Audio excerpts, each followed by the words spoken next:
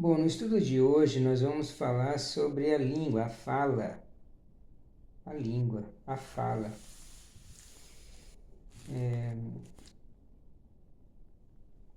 Conta uma história antiga que se nós tivéssemos apenas dois aparelhos em casa, né, com uma alavanca, e um produzisse dólares e o outro nos desse bofetadas, é óbvio que nós iríamos empurrar a alavanca que produz dólares, tá bom? Porque nós não gostaríamos de levar bofetadas, e sim prosperar com o dinheiro. O fato é que um nos elevaria e o outro nos derrubaria. Assim é a nossa boca, ela pode nos abençoar ou pode nos derrubar. Salomão dizia que na transgressão dos lábios há uma armadilha perigosa, mas o justo sairá dela. E quantas pessoas, e até mesmo crianças, por causa de uma palavra errada, perderam até mesmo o contato com pais, membros da família. Quantos adultos não estão presos simplesmente por conta de palavras, né? E a palavra nos coloca em risco. E ser colocado em risco, para o mundo oriental, tem uma palavra que é chamada de rebeldia. Quem é que desejaria em nossos dias, né, que conscientemente tornar-se mal?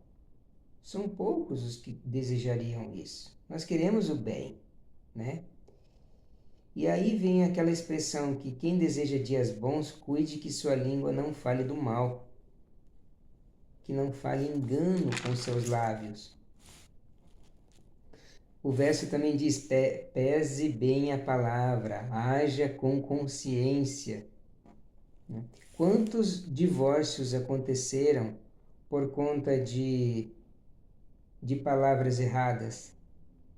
E aí você tem um dos cônjuges reclamando, o outro retrucando, um replica, o outro triplica, né? E aí fica tarde demais e um deles joga a toalha, né? O sábio disse: a palavra antes de ser dita está sobre seu controle. Depois é ela que te controla. Então, nós temos a capacidade de controlá-la até o momento em que saiu de nossa língua, de nossa boca. Depois, se for uma palavra ruim, é ela quem nos controla. O exemplo é a palavra na frente de um rei, ou de um presidente, ou de um príncipe, ou de um juiz. Nós teríamos muito mais recato na frente de pessoas assim. Então é importante fazer um esforço, um exercício mental, para quando conversarmos com pessoas, lembrar que estamos também na frente de uma criatura que o Eterno colocou na terra, tá bom? Poderemos ouvir coisas ruins, mas é bem provável que nós dosaremos a medida das palavras que falaremos, tá bom? Salomão disse: domine seus lábios. E isso também denota esforço físico, porque você pode dominar muitas coisas na terra, mas aqui o convite é domine seus lábios. Aqui também diz: a transgressão dos lábios é uma armadilha perigosa, mas o justo sairá dela. Tá? E de novo eu cito a palavra justo aqui. Eu cito muito nos meus vídeos a palavra justo. Né? O Tzedekim, o justo sairá dela. O justo sairá dos problemas pelas palavras certas. Sabe pedir desculpas, sabe apaziguar, aceita desculpas. Tá? E com essa intenção, ele também salvaria seu casamento, salvaria seu emprego, salvaria o contato com seus filhos. Porque não há orgulho nisso. Já o orgulhoso não conseguiria, porque denota um esforço muito grande. E o orgulho não permite que a pessoa peça perdão, nem aceite o perdão. Outro ponto que está relacionado à fala é quando aparece a testemunha falsa. Por troca de dinheiro, ela mente, mas até quem pagou por ela, né, tem nojo dela, pela falta de caráter que ela tem. Tá bem? A Bíblia vai dizer que falar mal dos outros equivale a idolatria, imoralidade e assassinato. Então veja, falar mal pode ser tão ruim quanto tirar a vida de alguém, pode ser tão ruim quanto a imoralidade sexual, pode ser tão ruim quanto a idolatria. Ela separa os melhores amigos, separa os melhores casais, separa os melhores relacionamentos de pais e filhos, cria divisões. Tá? Basta pensar numa terceira pessoa que aparece para falar uma mentira acerca de você. Há de se ter uma mente muito forte para que não se caia nas armadilhas a qual Salomão está falando aqui. Falar mal por hábito e fofoca é proibido pela Torá. Quem fala mal dos outros, mesmo dizendo a verdade, está cometendo vários pecados. Não fomos chamados para falar mal dos outros, tá? Exceto por um detalhe, se houver utilidade. Um exemplo clássico. Você conhece uma pessoa que você foi enganado por uma pessoa, caiu num golpe de estelionato. E seu colega, seu amigo, chega e diz assim, olha, eu vou fazer negócio com tal pessoa. É seu dever avisar seu amigo que aquela pessoa fez você cair num golpe de estelionato. É seu dever. Uma obrigação moral sua, tá? Igual a salvar alguém de um acidente, seja doméstico, seja automobilístico. É a mesma coisa, se você tem a possibilidade de salvar alguém, você deve salvar. E é a mesma coisa, é a mesma situação, tá? Se você sabe que alguém vai perder dinheiro em alguma situação, deve avisar. Você tem que falar, tá? Agora, fofocar pelo desejo de falar dos outros não é permitido. A fofoca é diferente dessas duas situações que eu passei para você. E de onde vem esse hábito de falar mal, né? Pode vir de uma inferioridade da pessoa, ela se sente menor que os outros, tá? Então ela acaba criticando os demais, e aí ela pode dizer que aquela pessoa é negativa, ou o cônjuge é problemático, ou o filho é mentiroso, ou o negociante é um vigarista, tá? Porque para ele, diminuindo os demais, ele acaba sentindo-se melhor. Rebaixa todos pelo orgulho e pela arrogância própria. Isso não quer dizer que as pessoas sejam ruins. Podem ser negativos, problemáticos, mentirosos e vigaristas. Tá? Não quer dizer que não sejam, mas nós não fomos chamados para falar mal. Este aqui é o ponto principal. Então, já que nós não fomos chamados para julgar, o que cabe a nós? Fazer um exame de consciência. Tá? Porque a reputação se constrói assim. Mesmo quem falava mal dos outros pode mudar. Tá? Todos podem mudar. Então a Bíblia vai dizer, 7 vezes cairá o justo, 7 vezes se levantará. A Bíblia não vai dizer, 7 vezes cairá o homem e 7 vezes se levantará. Não, não. É o justo. Tá? É o justo. O justo é o tzedikim, tá? Aquele que pratica obras de misericórdia. Então no caminho não existe virar um anjo do dia para a noite. Não existe isso. É um processo longo, demorado, com muita vigília, tá? aperfeiçoando, vamos sendo aperfeiçoados,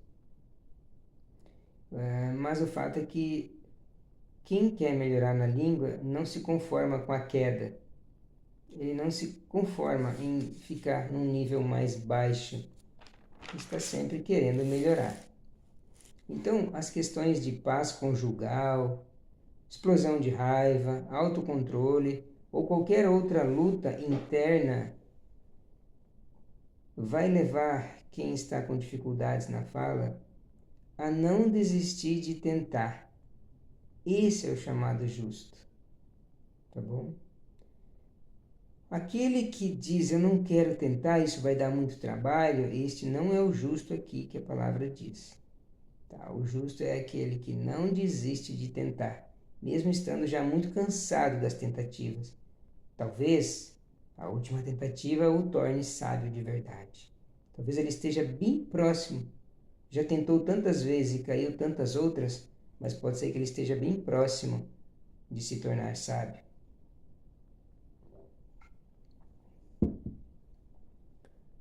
Há um livro do autor Hafez Chaim que traz um conteúdo sobre o uso correto da fala.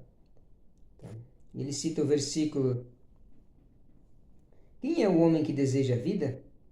O que ama os dias para fazer o bem, guarda sua língua de fazer o mal.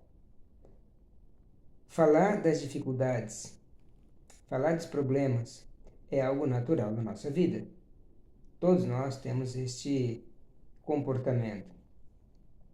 Agora, fazer o bem e guardar a língua de fazer o mal é diferente. É a distinção aqui entre um e outro, entre o primeiro e o segundo. E o chamado para nós é fazer o bem. Então você pode pensar que numa sociedade onde muitos poucos pensam em fazer o bem, você também vai se render à tirania de não fazê-lo. Mas deverá fazê-lo porque a palavra está orientando a você. E deixar de falar mal. Tá? E aí é importante figuras de autoridade que chegaram lá. Você pode pensar em algum pastor, algum rabino que já tem um alto nível moral e você diga, eu gostaria de chegar onde ele chegou. Então é importante não só falar de como ele é agora, mas de como que foram as quedas dessa pessoa. Quantas coisas ele teve que aprender, quantos recomeços, quantas dificuldades. Tá? Eles não nasceram prontos. Quantas vezes Hafez Chaim também não tropeçou na fala antes de se tornar perfeito no uso da palavra. E muito mais para não nos sentirmos desanimados, não é mesmo? Porque esta é uma das tarefas mais difíceis, tantas quanto o perdão das pessoas que lhe fizeram mal. Tá? Não falar mal é uma tarefa, é um exercício mental e espiritual extremamente cansativo, desgastante, até você conseguir exercitar. Então, para não se sentir desanimado, eu vou deixar aqui 4 conselhos. Muito esforço, muito estudo, mas a queda é inevitável. Por isso que o versículo diz, 7 vezes cairá, mas 7 vezes se levantará o justo. Que é inevitável. E aí, o reerguimento, tá? Se levantar novamente, não ficar prostrado. Então foi esse caminho real que levou a se tornar quem foi, com todo o desafio dele.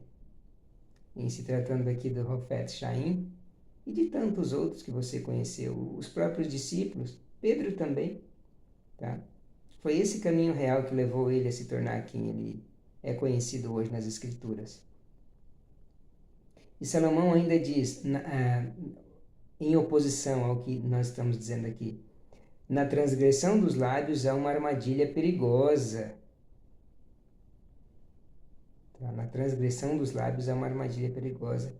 Não devemos ser pegos pela transgressão do lábio. Tá? Com essa transgressão dos lábios, nós podemos diminuir os filhos, ou podemos ser diminuídos pela esposa, ou nós diminuímos ela. Tá? E dentro desse contexto da família, do casamento, a gente pode dizer que há um tecido, né, que forma esse relacionamento. Se fosse um tecido que cobre uma mesa, por exemplo. Tá? O tecido do casamento, eu vou exemplificar. Trazer uma ilustração para vocês. Só que ao invés de serem feitos com fios de linha, de lã ou de algodão, eles são feitos de palavras. E para que o relacionamento esteja sempre bem, essas palavras precisam estar limpas, tá? Só que se os fios estiverem sujos, que são as palavras, como a grosseria, por exemplo, a autoestima vai ficar mais baixa da esposa, por exemplo, ou do marido, se for ela quem diminui ele, e vai desmotivando um ao outro, tá bom? Há um autor aqui bem antigo, no Guia dos Perplexos, Maimônides, no capítulo 15, ele, falando de relacionamento conjugal, faz uma lista para o homem e para a mulher. Para o homem, ele vai dizer que deve falar com a esposa sempre com suavidade. Tá aí o recado, né, para quem está se casando agora ou para quem já está casado há algum tempo. Então, a vida e a morte estão nas mãos da palavra. Então, como nós dissemos no começo, se você tivesse 2 aparelhos em casa, um que produzisse dólares e outro que te golpeasse, qual dos dois você usaria? Que produzisse dólares, né? Então, usar a língua da maneira correta te ajuda a produzir dólares. Usar a língua má te golpeia. Então, estar bem, estar tranquilo, estar descansado em Deus, é estar com essas linhas do tecido com a autoestima bem. Tá? Estar com as palavras boas é estar com esse tecido da autoestima bem. O Rashi vai falar ali que o justo que escapou da aflição, porque a Bíblia também diz que o justo escapará da aflição, ele vai dizer que esse justo que escapou da aflição é Noé. E a aflição ele vai dizer que foi o dilúvio. E é fato mesmo, deve ter sido uma grande aflição aquele negócio.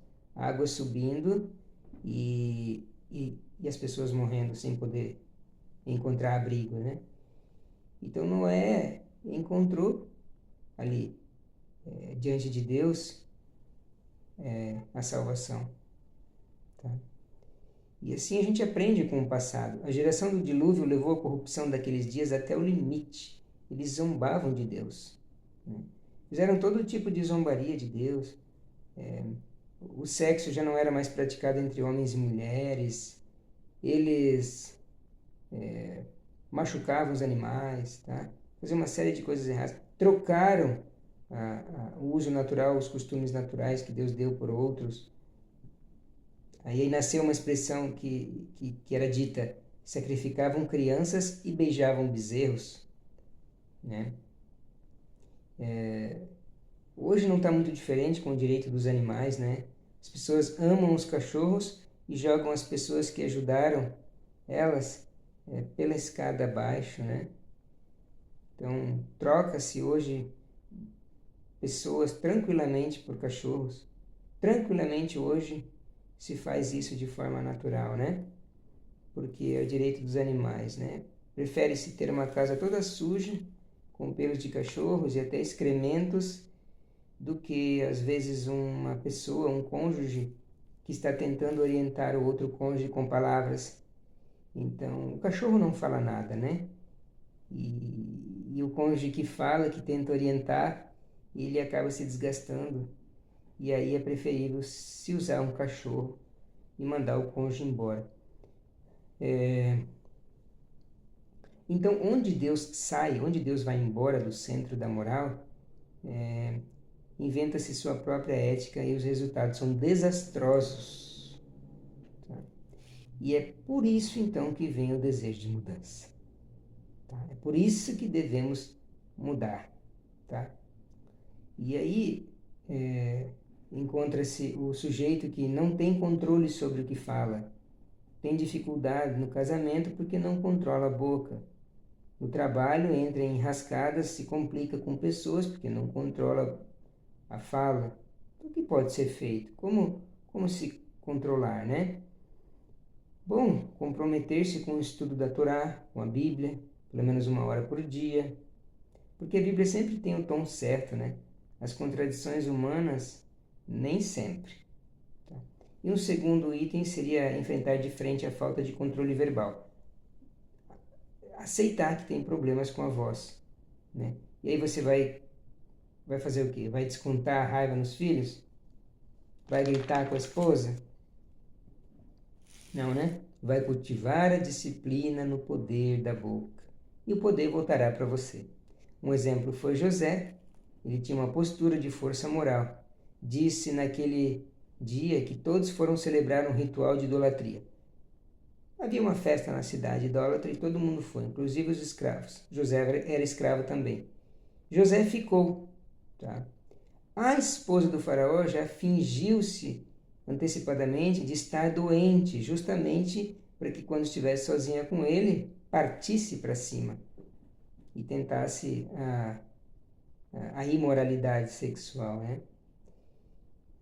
Mas ele resolveu se desvencilhar dela. No tocante, fica nu, ela fica com as roupas dele, que vai ser usada depois para incriminá-lo perante Faraó, mas ele vai embora nu, né? Prefere se envergonhar a cometer o erro. Então, eu fico pensando ele saindo nu, mesmo que não tivesse ninguém olhando porque estava numa festa idólatra, mas deve ser muito difícil, né? Como é que ele fez para se tampar naquele lugar? O que ele usou, né, para se cobrir? E quanto tempo ele levou até chegar num lugar seguro? Que situação complexa, não? Que complicado que foi a vida dele. Isso não impediu ele de ir preso, virou presidiário, tá? Foi injustiçado. E com o que ela incriminou ele? Com as roupas e com a fala, né? A mulher de Faraó incriminou José, usando a fala, dizendo, ele veio para cima de mim. Então, de onde vem esse poder da fala? Onde nasce esse poder? Deus criou o mundo com esse poder, através da fala.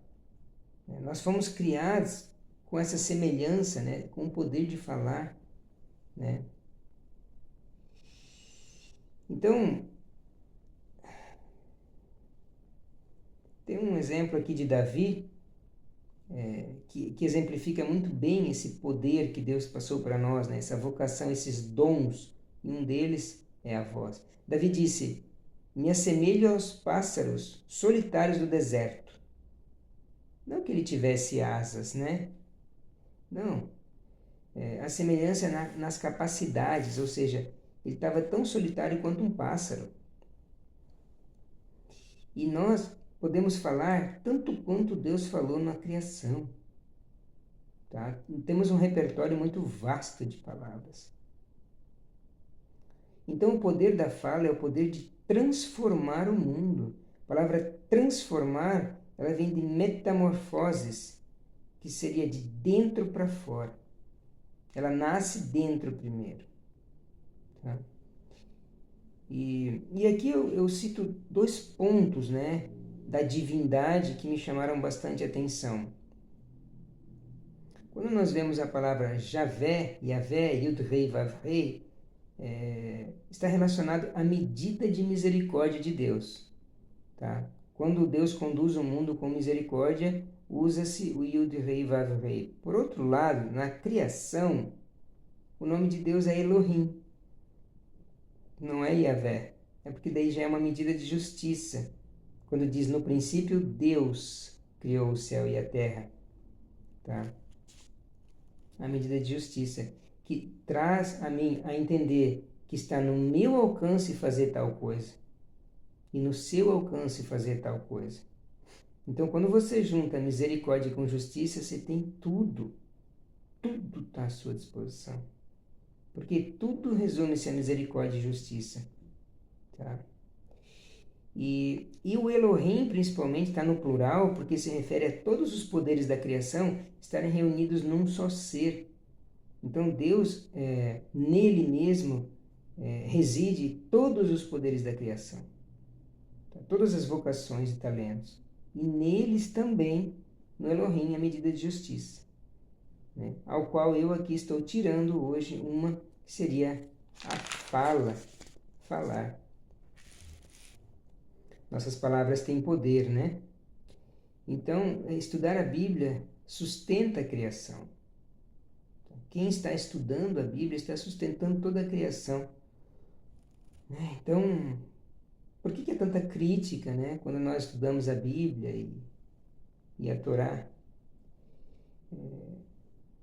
Se são esses que estudam a Bíblia que divulgam o nome de Jesus e do Criador, então nós estamos sustentando a criação, todo aquele que divulga o nome de Jesus com sabedoria e principalmente com o seu testemunho.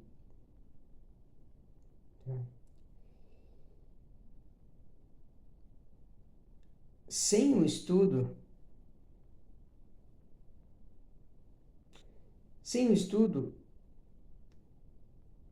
ou a crítica daqueles contra estes que estudam, é como dizer que ele corta o galho que está sentado. Quem critica quem está estudando a Bíblia está em cima de uma grande árvore, bem no alto, serrando o galho, sem saber que ele está sentado no galho que ele está serrando. Vai despencar lá de cima.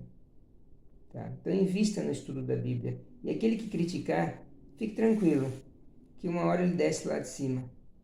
Por quê? Porque ele está serrando o galho que ele mesmo está sentado. Você entendeu o que eu quis dizer, né?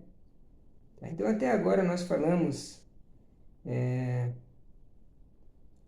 que falar de forma negativa, falar mal, faz um dano na nossa sociedade, na vida conjugal, profissional, paternal. Esse é um nível simples, tá?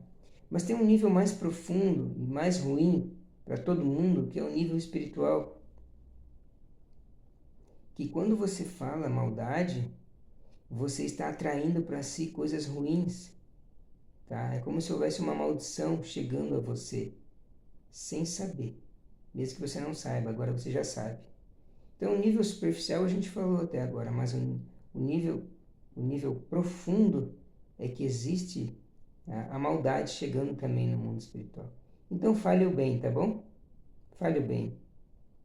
Uma fala boa e gentil pode salvar uma geração inteira. Que o Senhor levante o seu rosto sobre ti, te conceda a graça, que o Senhor levante o seu rosto sobre ti, te conceda a paz.